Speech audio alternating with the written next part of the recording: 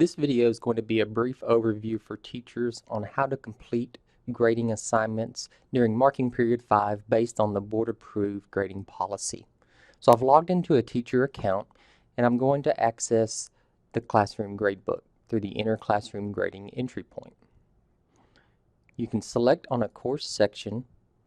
Gradebooks have been opened and marking period 5 runs from February 24th all the way to the end of the year, with final grades entered by May the 22nd.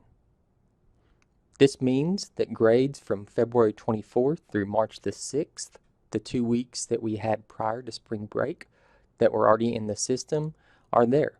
And you can see here in this example that I have both daily work and test grades within the system.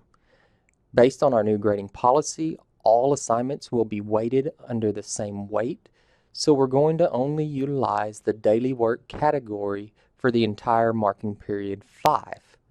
To do that, or to change existing assignments, if you click on the Assignments option at the bottom of the screen,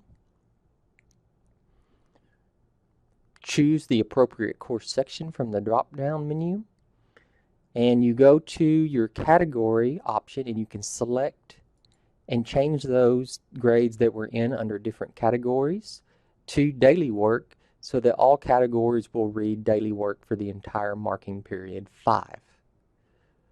Once all values are set at daily work and you have entered all assignment grades, you can determine how to calculate the average based on the highest 6 grades received. To allow the system to help you with dropping of the lowest grades, you would first need to determine how many total grades you had for each section that you teach. From that, you would need to determine how many grades you would need to drop to leave only 6 values.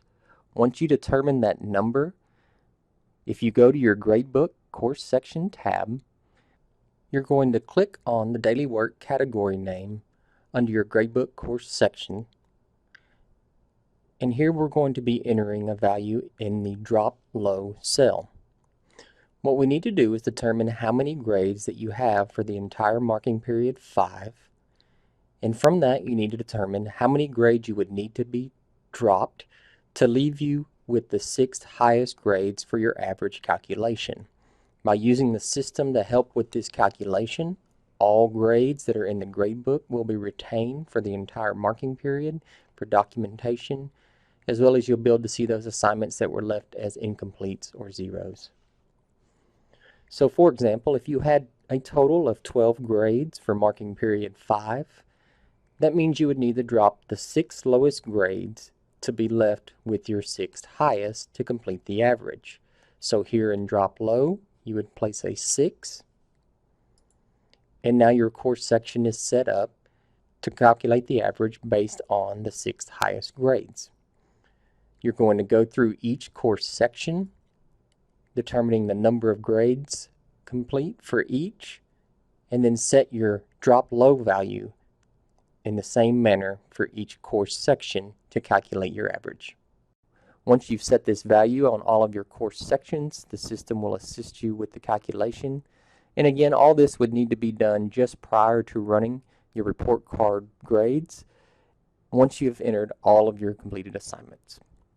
If you have any questions, please do not hesitate to contact us in the PEIMS department, patrick.upmore@wacoisd.org.